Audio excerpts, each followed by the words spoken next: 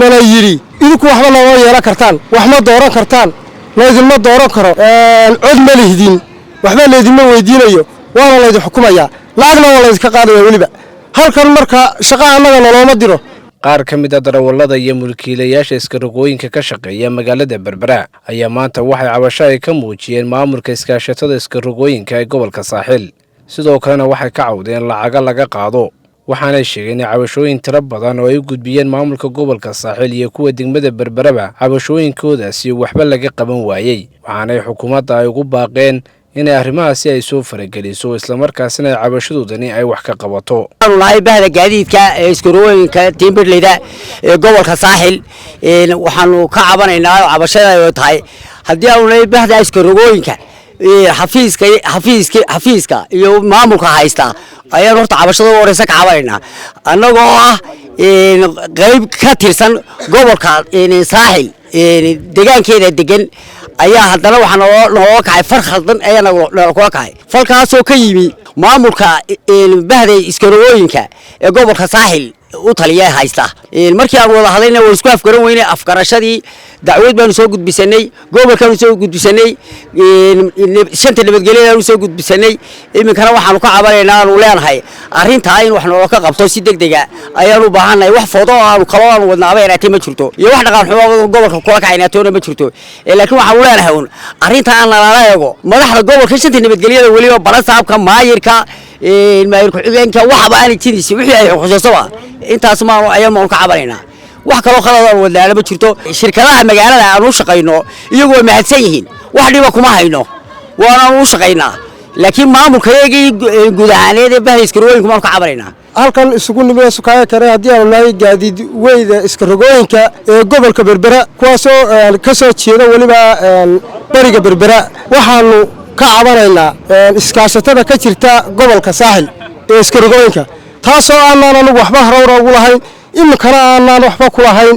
afduubna macnihiina ku wado waxaanu ka cabanaynaa in nala yiri idinku waxba lama yeelan kartaan wax ma dooran kartaan laydinma dooran karo cod ma lihdin waxba laydinma weydiinayo waana laydin xukumayaa lacagna waa laydinka qaadaya weliba halkan marka shaqo annaga noloma diro oo shaqo naloo dira ma jirto haba yaraatee markaanu lawrka helno lawrka ciidda wala laga soo iibiyo waxa laga soo iibiyo darogada laga soo iibiyo 300 iyo dheeraad baa laga siiyay laaran baa laga iibiyo kantaroolka dawladda hoose waxay lacag naga qaadaa halkan markaan nimaadana midina madoobo waraaqo soo dhibaan lagu yaal lacag keena waxaan halkan uga soo jeedin cabasho iyo dhalacay dawladda hoose ee Berbera cabashadeeda waa lagu gudbinay waxba wala la hoos qaadi waayay waxaan ogeysiinaa dhamaanba maamulka Somaliland reer Somaliland ee qusayso hadii ay tahay gudoomiyaha wasiirka gaadiidka wasiirka amniga barasaabka gobolka taliya qaybaadka gobolka iyo dhamaanba mas'uuliyiinta ay qusayso in arrinka ma aan 100 jeer soo gudbinay aana xorriyadana la caburinayo annagana waxba ka hoos qaadi waayay aanan macni ku jiri doonin ee aanu anagu gaadiidkeega iyo shaqadeeda iyo dhamaanba halkaan ula baxnay lacag dabana aan la ka qaadi doonin qofna maalin walba inta waraaq noo soo sameesto meel walba lacag la ka qaado afar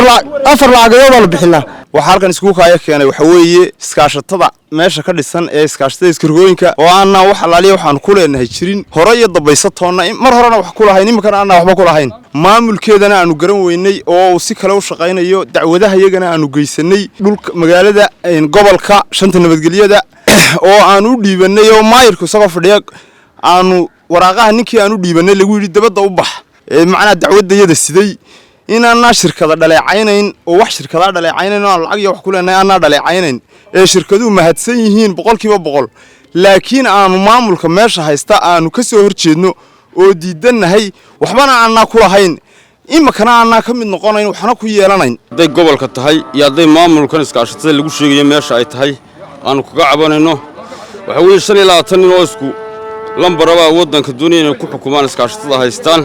gobolkuna raalli buu kaga waa ka u fuliyay inay inta uu hawleeyay marka waxaan ku cabanaa cabashadayada in aanu sanad walba wax doorano aan haddana cabashadayada iyo ikhtiyaarkayga aan loo gaadhin si degdeg ah dawladda dhexe madaxweynaha barasaabada cid kasta oo ay khusaysaa waxa weeye hawsha ka hawl galeen Cabdirasaaq Qaasin telefishinka Saab Berbera